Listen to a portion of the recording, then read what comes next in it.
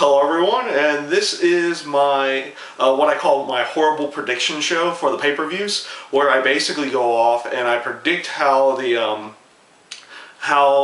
matches will turn out, or how they will be, or how the outcomes will come, and give my reasoning why they would actually do why they would go that way. Usually I horribly pick them, and we'll see, but I'm going to go ahead and do that again. And this one is for WWE's Royal Rumble, which is tomorrow night. We'll go ahead and start off with the pre-show match, which is Antonio Cesaro versus The Miz for the United States title. In this case, this rivalry hasn't really been going on too terribly long here. So it doesn't seem fitting at this point in time for the United States title to be switching hands, especially when going to the Miz, considering they haven't been doing this feud too long. They haven't really had too many more matches. They could probably get a little bit more out of it. Also, considering the fact that it's the pre-show here, usually they won't do the title change, with the exception of when they did do that back at SummerSlam's pre-show when Antonio Cesaro actually won the title. So I'm going to go with Antonio Cesaro keeping the title in this case, but mainly because they really haven't had much time with this feud yet, and I think they're gonna progress it and make it go further for a little bit longer. So Antonio Cesaro will, I think, will pull out the victory on this one. The next one I'll go on is the tag team title match with Team Hell No versus Team Rhodes Scholars. This rivalry has definitely been going on for quite some time.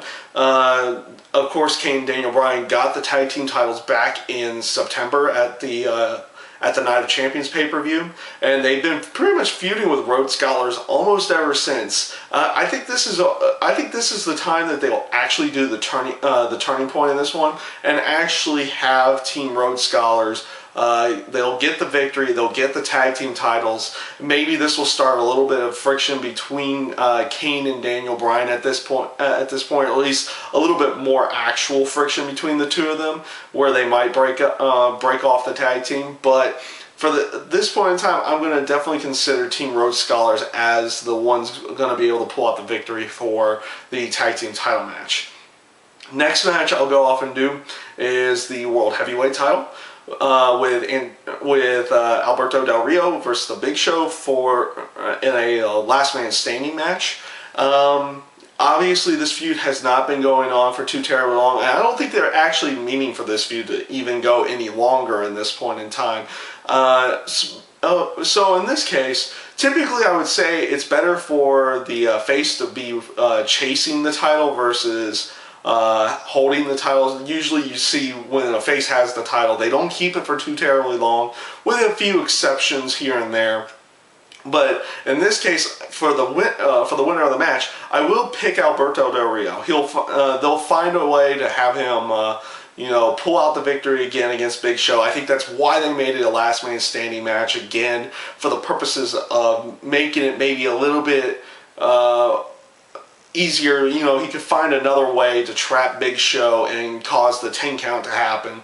But in that sense, I do feel after the match, Big Show will eventually knock out Alberto Del Rio, causing Dolph Ziggler to come in and cash in his Money in the Bank contract. I'm thinking at this point, they haven't allowed someone to hold Money in the Bank this long since Edge held the first one from WrestleMania 21 all the way until January of the next year. So I think this is the perfect time for them to actually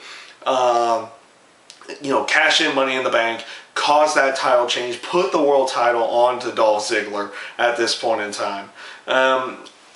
And yeah, that's pretty much it for that match. Next match I'll go on to do is the Rock CM Punk match.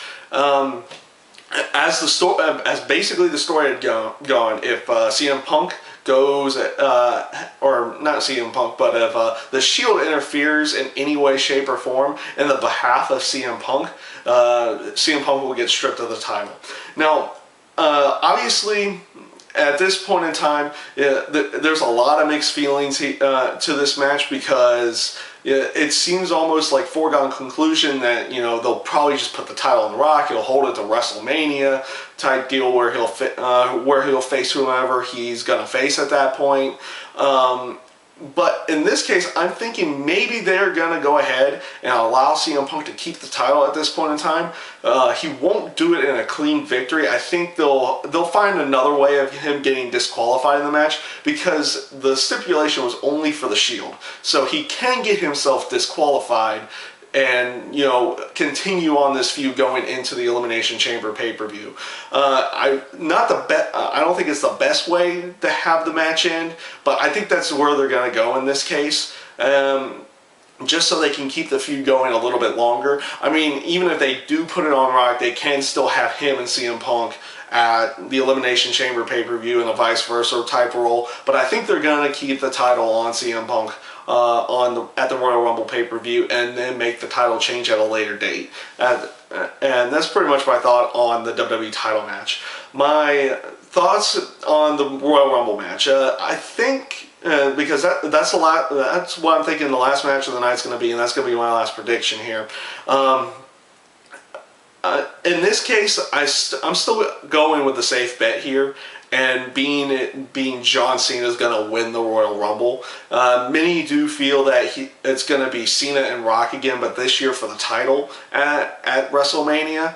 Like I said, they can put the title on Rock at any other point, where I don't think they're going to do it at the Rumble.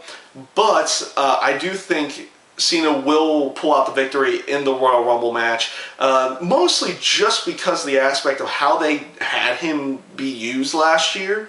You know, losing to Rock, his feud with Kane before WrestleMania, pretty much him putting over everybody he went up against this year. And in general, it's probably they're probably thinking it's about time that, you know, they gave him a little nudge, a little bit of a push. Even though, you know, Cena doesn't really need a push, he'll always have the crowd behind him or against him, whichever one it's typically going to be for that night.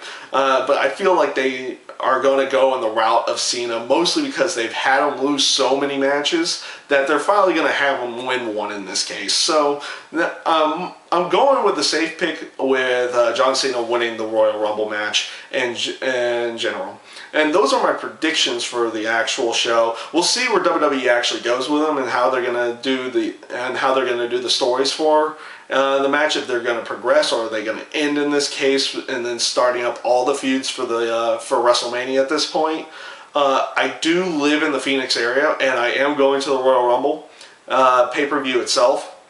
So hopefully I can take my camera in and get some, you know, extra video inside of there, like beforehand. Nothing where you would actually see, nothing where you know, that would adhere to copyright laws or anything like that. Just maybe how the fans are interacting inside of there, the merchandise booth, the outside of the arena, and all that kind of stuff.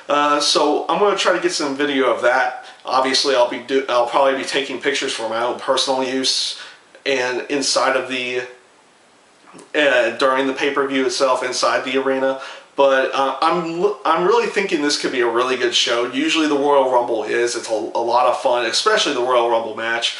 And yeah, that's pretty much all I've got. I gave you my predictions for the show, and I hope you guys enjoyed this, and I thank you for watching.